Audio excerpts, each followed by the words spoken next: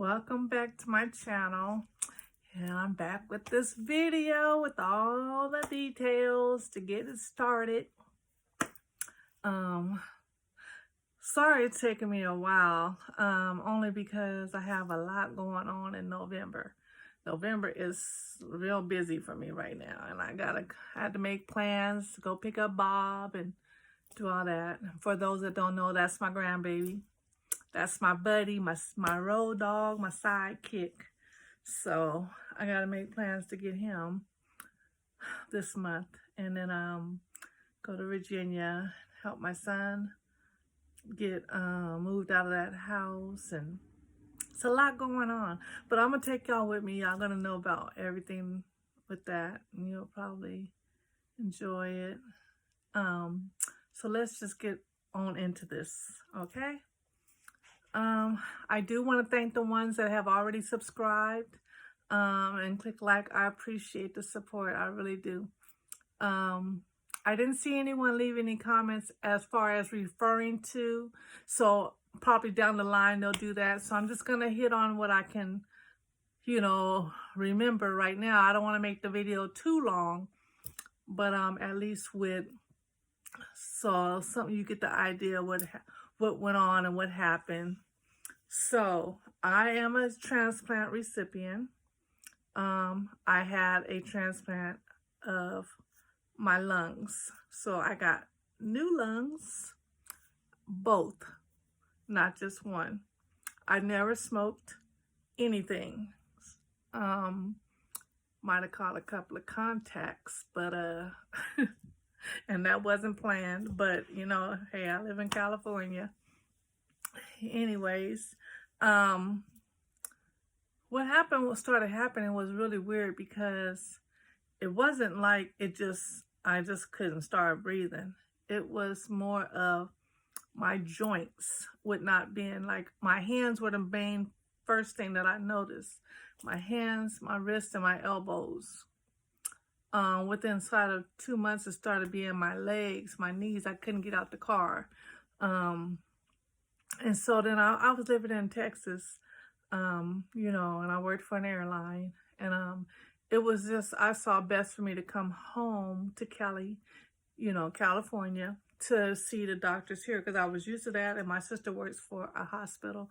So I knew she would know the translation between, because, they get to talking with certain type of, their terminology, how they speak, and you're like lost. So, they started checking me, and they started running tests, and then they started asking me, has anyone in your family ever has had rheumatoid arthritis or lupus? And I'm like, no. And they're like, you sure? And I'm like, if it is, it's somebody way down the line, which I find out later on, it was somebody way down the line, like my dad's aunt, or something like that, or cousin down the line, or his aunt and his other cousin, aunt's aunt, or something, like a great aunt. I don't know, like his mother's aunt. So something like that. I don't know. But anyhow, they started giving me Medicaid. They gave me a steroid, which I'm still taking now, and it's been 3.5 years, and that's why my face all pumped up, body plumped up, because it makes you want a snack. So they have lowered it, but your body comes conditioned to it. So once they gave me that steroid, my fingers and hands could bend, and I was like, oh cool, I'm okay, you fixed me, thank you, I'm good now, I just have a prescription when I need it. They're like, no, we need to check more, because if it's rheumatoid arthritis, that's a disease, and we need to look further. Then I started not able to breathe, to where I felt like something's not wrong. I'm not catching my breath. And it's just walking up the stairs in the house. Why am I out of breath? So once I told them that, that's when they found out my lungs had scarring. So let's say this is your lung. This is scarring. It starts covering until it's like 100% over your lung. So they tried to slow the scarring down with this other medication that's like about $9,000. They did it. It slowed it maybe a little bit. I don't know how much it did or how much it didn't. I was so in a daze trying to just get through everything. First, I had the carry oxygen, and then once I started getting, like 60 and 50% of my lungs were almost covered with scarring. And scarring never decreases, it only increases. So once I started that, they moved me to the tanks because there wasn't enough air coming out of the carry one. So I went to the tanks, and those tanks only last maybe 45 minutes. So if I wanted to go somewhere, I'd probably have to take like 3 tanks with me and make sure I monitor it and get home, else I ain't got no air. So a lot of times I didn't want to go nowhere. I was fine with staying home because at home I had this one machine that's real big and it sits on the floor and it makes a lot of noise. But I used to call it Big Bubba. But Big Bubba was looking out for me and keeping me alive. Then I had like a 50-foot cord. I stretched it all through the house. I mean, it was something. I made it work. And then when COVID hit, they started saying that I couldn't get the 10 or 12 tanks a month like I was getting. So they put me down to 2 tanks. There's no way I would be able to go anywhere. Even to my doctor appointment was an 1.5-hour drive. And the tanks only last maybe 45 minutes.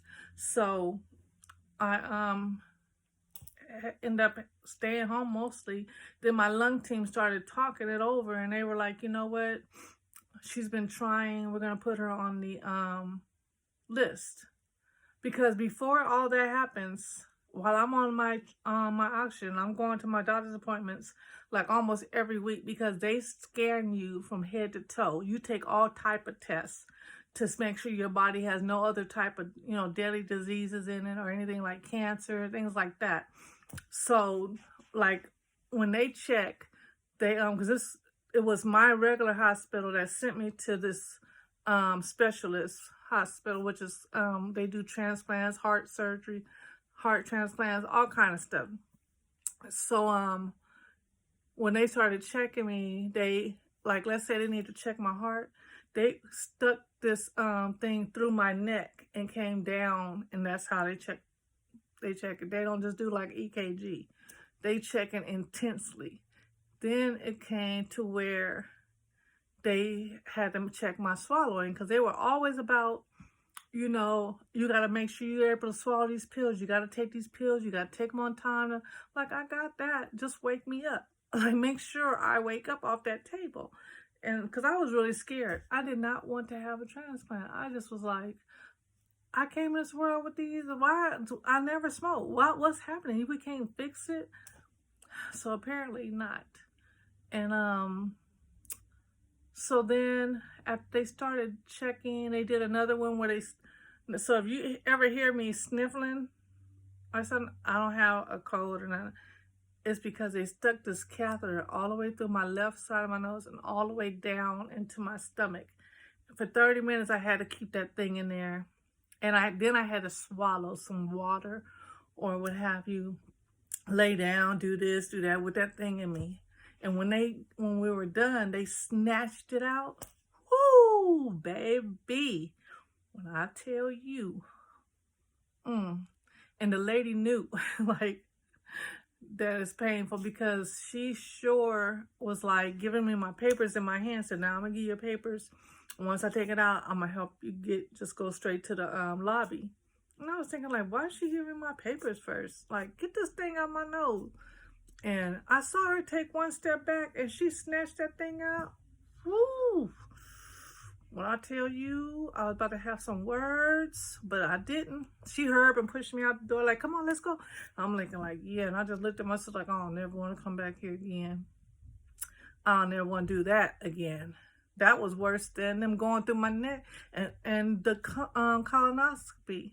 So they do everything. So while I'm going through all these different things, then they were saying that if that my esophagus wasn't working properly. And I was like, what are you talking about? And they're like, it's not working and we're going to do one more test. And if it doesn't work, we can't give you, we can't put you on the list for transplant. So I was like, Okay, so what, we had to do something else, and they said you would have to be fed through your stomach in order to get the pills in, and we need those pills to go down. So I was like, so if I don't get a transplant, then what are we gonna do? Like, what else? I'm thinking like there's gonna be another option. Well, apparently there wasn't another option. And I just looked at him and I'm like, so I just die? And he just gave me that look like, what a real nice doctor wouldn't want to do is tell you yes. So he said that, and I mean, reality set in so quickly that it was like, this is not no joke. This is something that I really gotta be, like I could be gone. Me, like I'm gone. I've never done nothing to jeopardize my life. So I'm thinking like, what? I'm looking at my sister. She looking at me like we are like, whew, I'm about to start crying. Whew, I said I wasn't gonna do this. I'm sorry. Just reliving it makes me remember how emotional you go through stuff. Just hearing always, I kept hearing bad news after bad news after bad news. And that one was even worse. So they did this test. I had to wait. It was like a swallow test, and you stand up and they x-ray, watch it go down, and you wait another hour, and then they watch it again. They do that.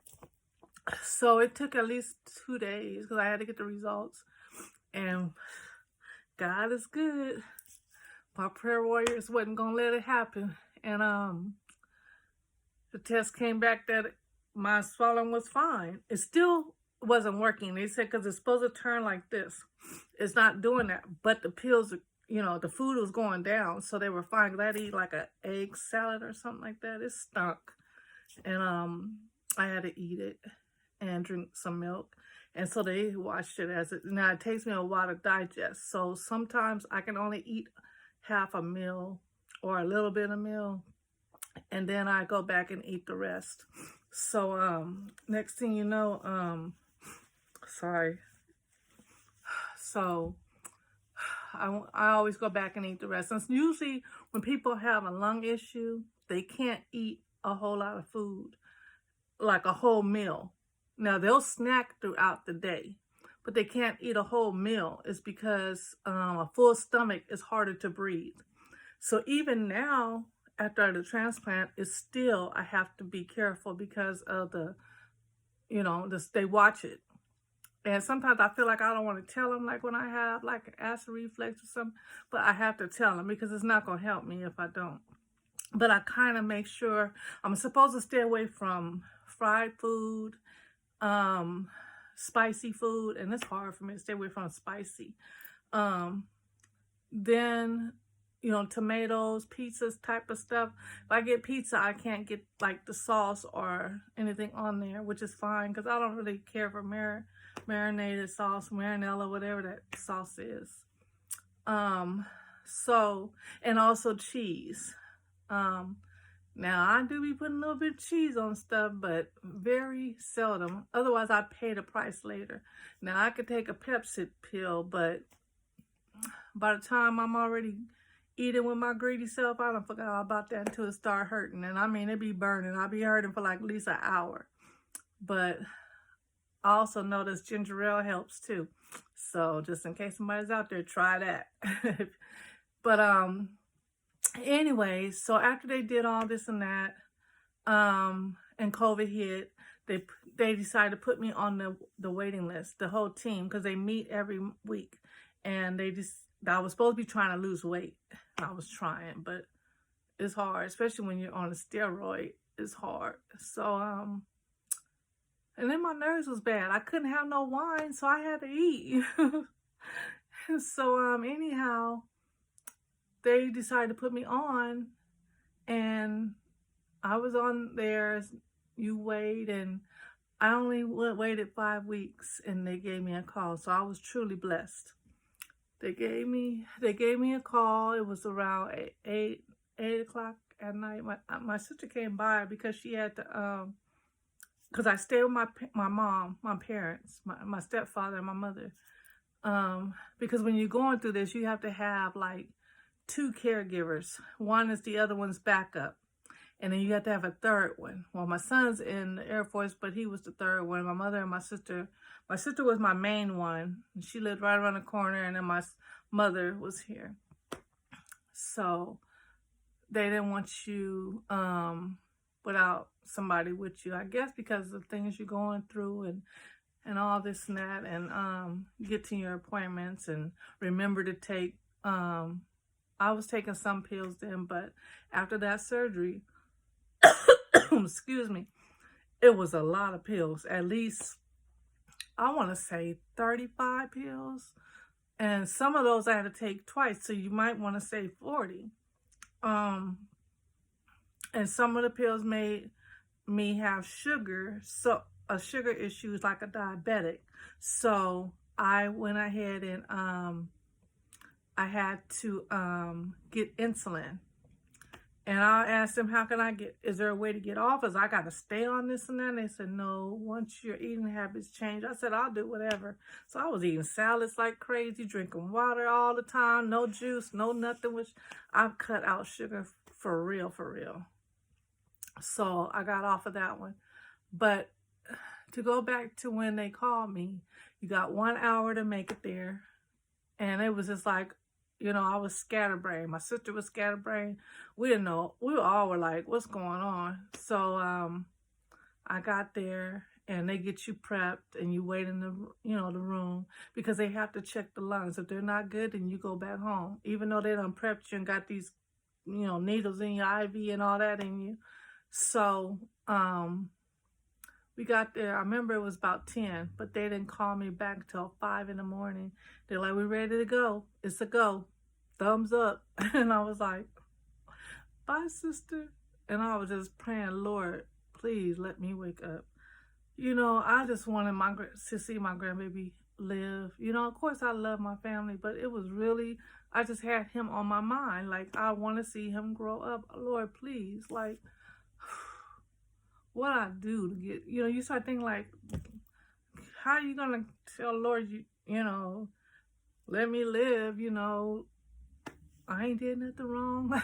Yeah, I popped off on a couple of people, but I mean, I'm okay. I'm sorry. They understand, they got over it. It was okay. It wasn't bad. But your mind just starts going through like, why should you have to be able to live? But when you go down that hallway, and I was in the wheelchair, you're not on a bed, and like, in the movies, they make you feel like you're on a gurney, but when he wheeled me in there, for some reason, all you think about, you don't even worry about like other stuff that you might be going through, other stuff that's going on, like my son's, is going through some stuff with his, soon-to-be ex, and it's just like, you ain't worried about that. You ain't worried about, I got, an aunt that's doing too much and a cousin that don't care. It's just like, you don't even worry about that stuff. All you worried about is just with you and God. That's it. That's all that matters. I got on that table, and people just start rushing you and hooking you up and doing everything. And you just like, hold on. And that's what I was telling them, like, wait a minute, wait, and I just started crying. Like, what are y'all doing? Like, it was too many people. I want to say about 8 to 10, 12 people, something like that. I don't know. But all I know is I remember feeling God at the end of by the bottom of the table where my feet were. Not an image, nothing like that. I could just feel him. Like everything else was like a blur around me, and I could just focus, and I could just feel him and hear him saying, I told you I got you.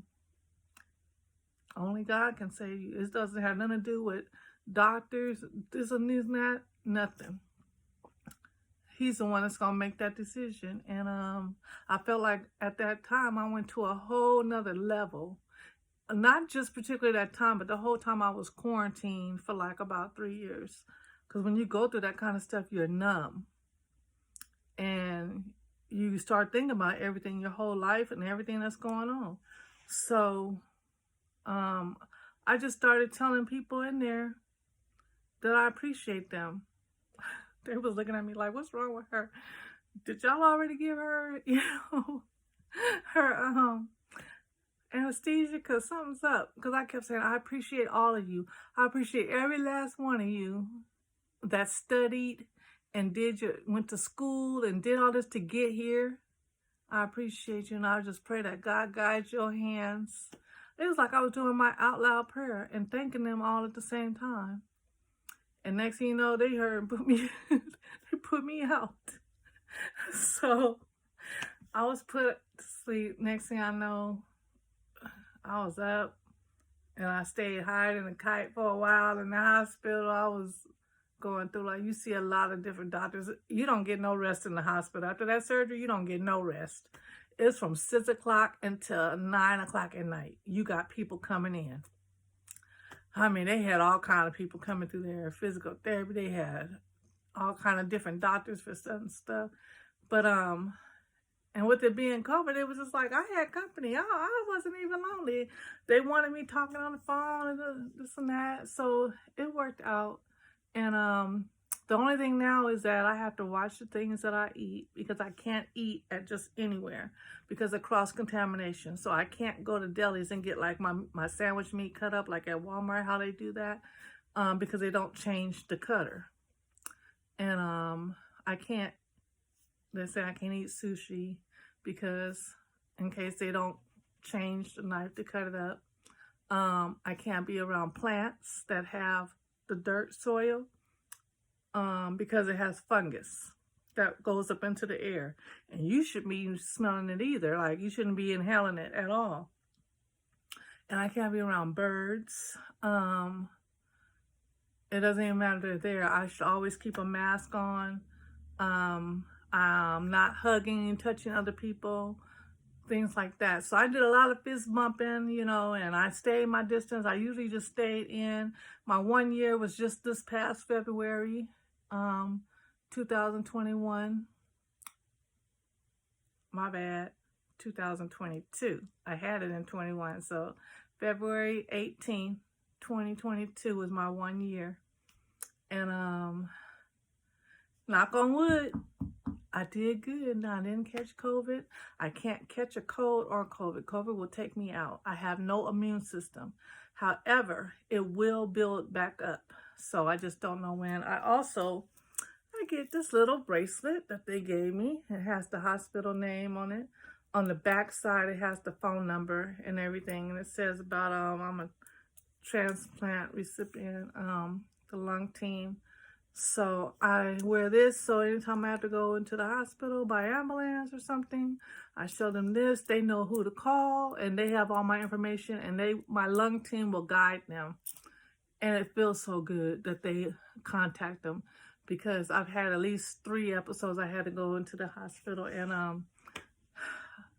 when I tell you it feels good, because your doctors watch over you. And if I'm at that hospital in there, they are there at emergency, or they done informed whoever's on shift or duty. And it feels good because you don't have to try to remember, you know. So I'm a little bit spoiled like that when I go.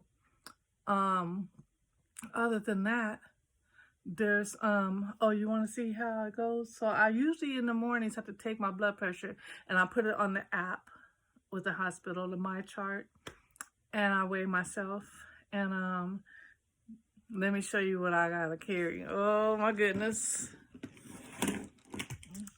This is what all my pills come in. So this is a big container. You see there's some in there. Those are the ones I really don't need right now. I have the other ones in this carry bag.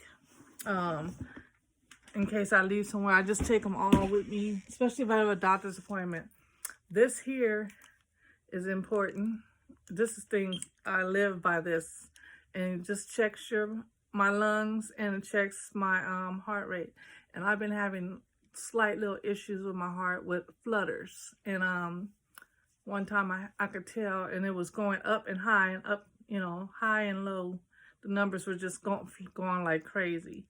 And a lot of times they'll tell you, oh, the home one, it don't really work, but this one's been accurate. So I'll be like, don't be hating on my little machine because it worked. You just stick your finger in there. Sometimes it takes its time to do whatever it wants to do.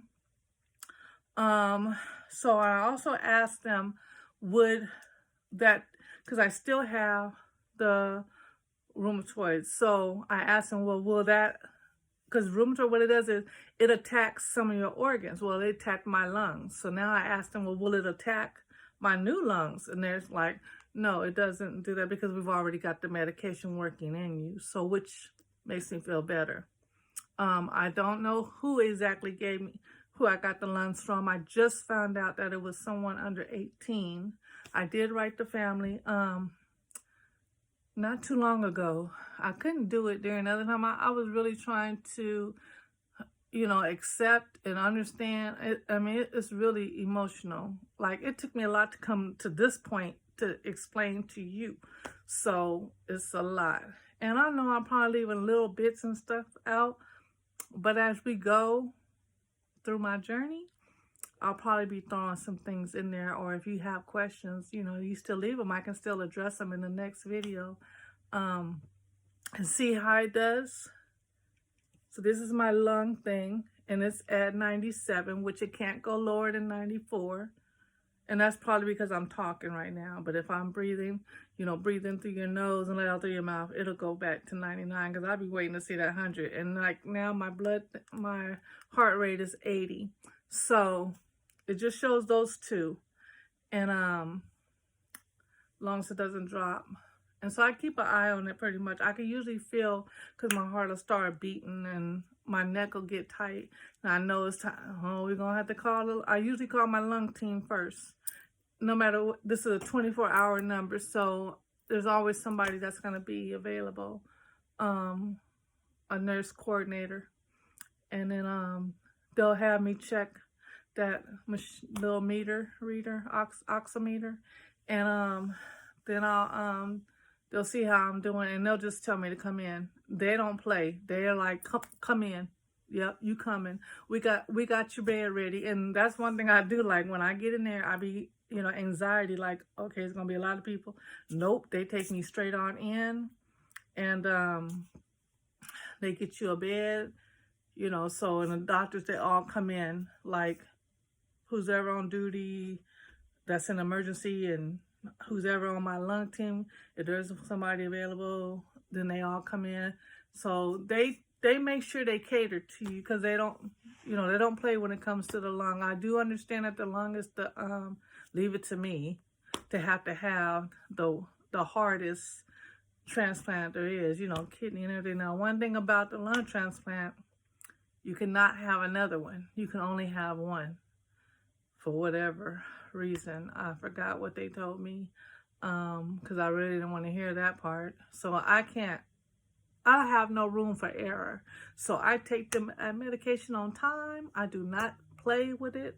I know all about my medication. Now, I did have a Monday, Tuesday, Wednesday. I have that too in that container, but I don't use it anymore, because what happens sometimes with what they do is they'll switch out your medication each month. When you take your lab work, they'll switch out, they'll look at your numbers and they'll say, okay, well, we need you to get rid of this medication, or maybe instead of taking 4, you just take 3, or they'll switch out. And so if they're in that little, organizer, I don't know which one is which. And so I just rather deal with them in this bag, and I just pull them out and, take them like that. Because I got tired of trying to look in there, and I don't know which one is which, and I throw them all out. So I just do it that way. It works for me. Sometimes you just have to go with whatever works for you. But, and that's what's less stressful. Whatever is less stressful, that's what you got to do. I didn't want any issues. But for the most part, this is my scar. It starts from here, bottom of my neck, goes all the way down, and it goes down through to the top of my stomach. I don't mind it at all. I don't try to hide it and worry about the clothes I wear, because to me, you know what? This is mild for a scar. Honey, I'm alive. That's all I'm worried about. And that's my favorite saying, I'm alive. If I get, stumble, that's another thing. My doctor is so funny. He was like, oh, and them little cute sandals you be wearing, you're going to have to get rid of those. And I was was like, what are you talking about? He said, yeah, go on tell Michael Kors bye. Don't be talking about my shoes now. He said, and I love having, we in California, we like our flip-flops, sandals, whatever the case. Put our feet out. He said, no, because when you're on suppressants, you can't damage your toes or your feet. So in case you stumble or hit anything. And I'm like, I know how to walk, but so I've been in these sneakers and buying all different kind of sneakers, and it is so uncomfortable for me because I have never been that type of chick to wear sneakers all the time. I like my feet out. It's easier. I mean, I used to even walk around the house and outside with socks on, if I'm at home. My mother used to get so mad at me because when I run out of my socks, I used to go in there and get her socks when I was a kid and still be walking outside with socks on. But I didn't walk out there barefoot. So it's an adjustment for me. Now, every now and then I am a little hard-headed and I will put on my slides because I'm like, okay, I'm going to walk like I'm supposed to. But when I go to that doctor appointment, he ain't going to play. So I do. But I always say, I know how to walk. But then here I am at home. And what I do, you know how the bed post underneath your bed? Leave it to me. Walk right on in there into that post, the little thing under the bed that holds the bed up. Boom, hit my toes. So now my mother, she's the crafty one and always making stuff.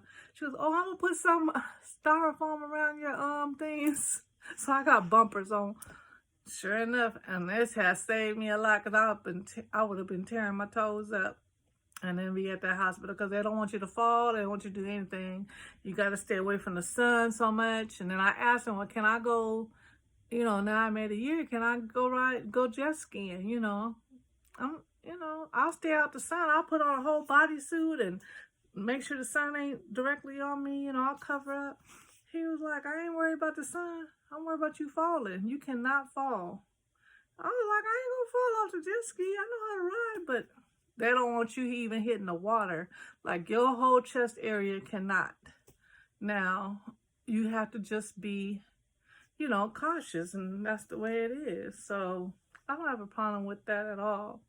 So some days are good, some days are not. But for the most part, it's been good, It's not any problem. I have certain issues. I have shaking on my side when I stand up. So I have to wait. I think it's due to circulation because they've checked my brain. They checked my back lumbar. So those are fine. I had a spinal tap done, and you don't ever want to get a spinal tap. Ever. That thing is horrible.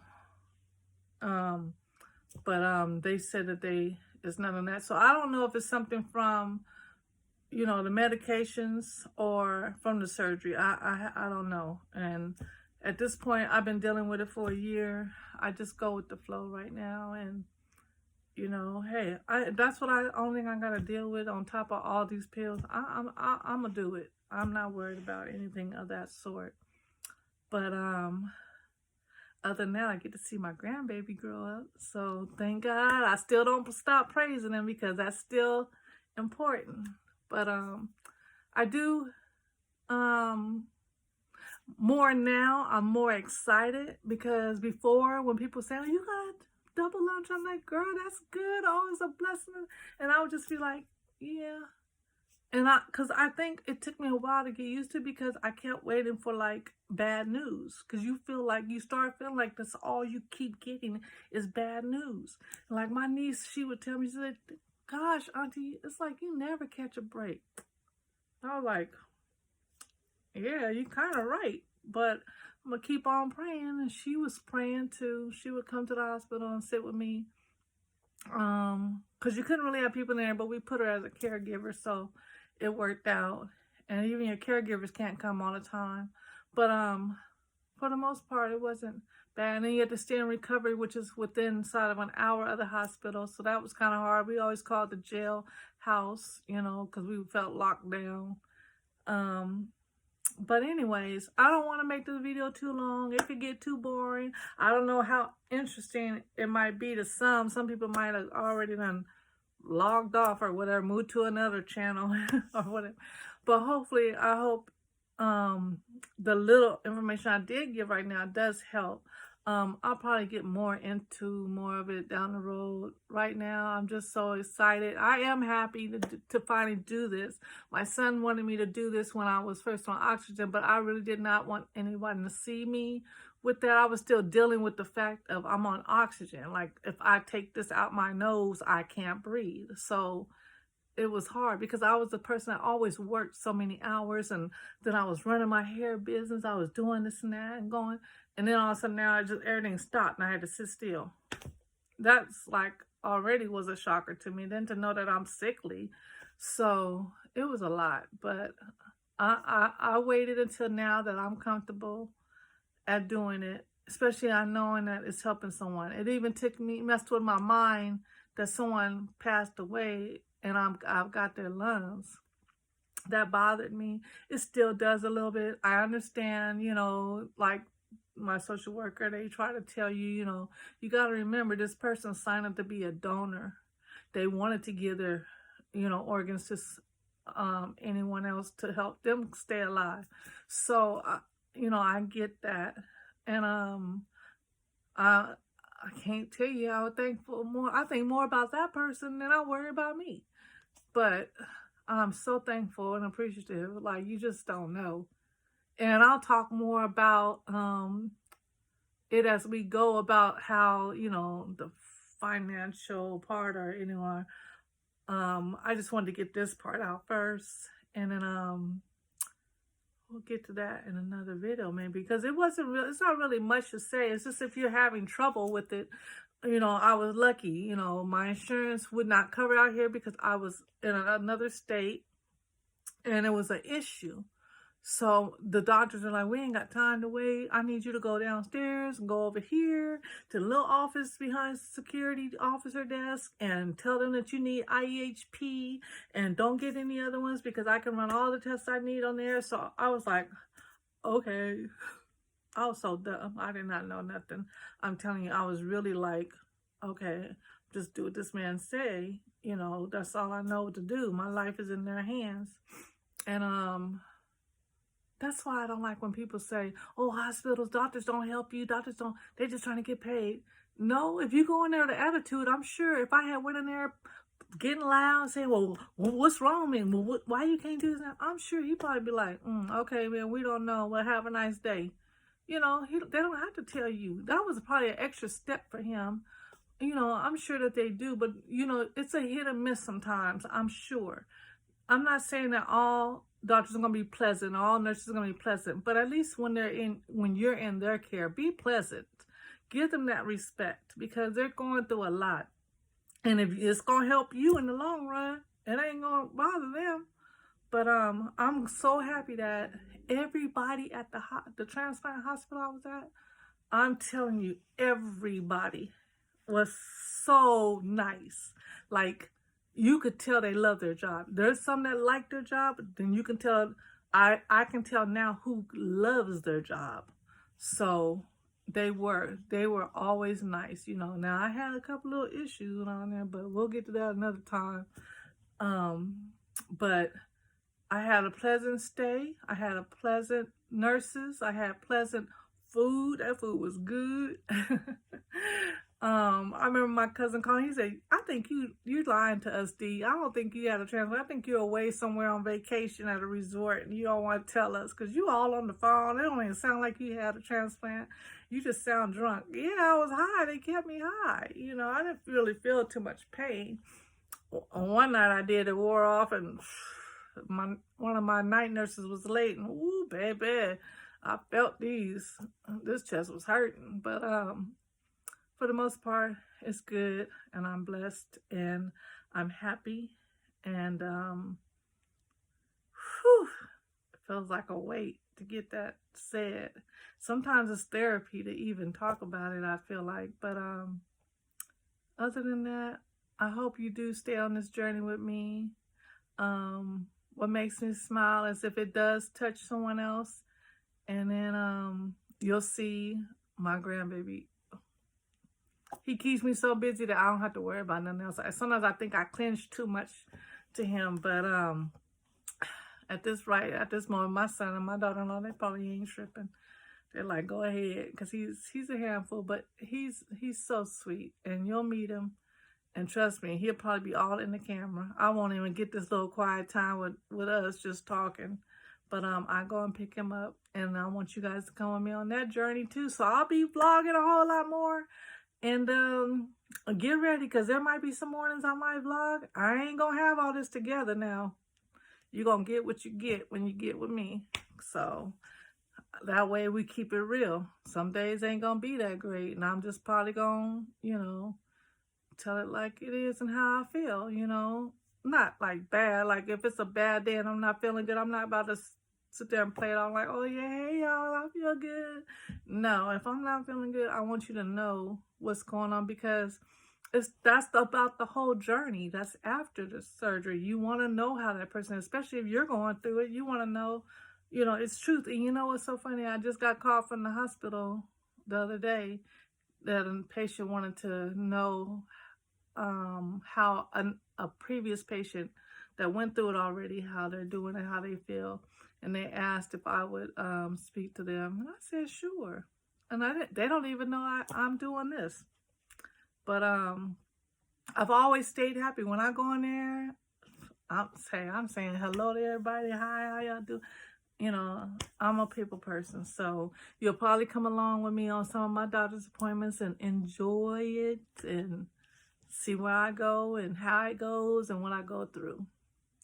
Other than that, this has been too long. I've been yapping and yapping, and I don't want to bore you, So anyhow, thank you so much for listening, watching, and I still take prayers because some days it's still, some things be going on.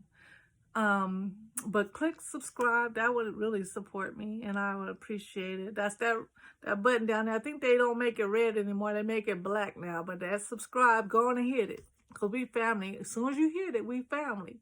So go ahead. Go on, hit it. I appreciate you, and thank you for listening. Until the next video, you take care.